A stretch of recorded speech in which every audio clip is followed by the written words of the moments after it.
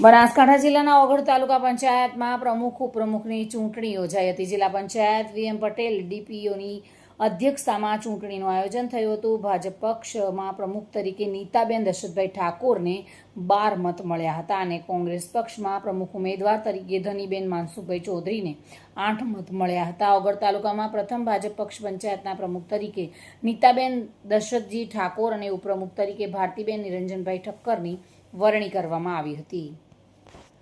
ઓગળ તાલુકાના પંચાયત ઉપપ્રમુખ તરીકે મારી નિમણૂક થઈ છે તે બદલ હું બધાનો સાથ સહકાર માંગુ છું અને સારી રીતે ઓગળ તાલુકાના કામોનો વિકાસ કરીશ અને બધાને સાથે રાખીને બધાનું કામ કરીશ. ઓગળ તાલુકાના વિકાસ માટે ભારત દેશના વિકાસ માટે કાર્ય કરીશ. માનસિંહ ચૌહાણ સાથે bureau report, today Gujarati news.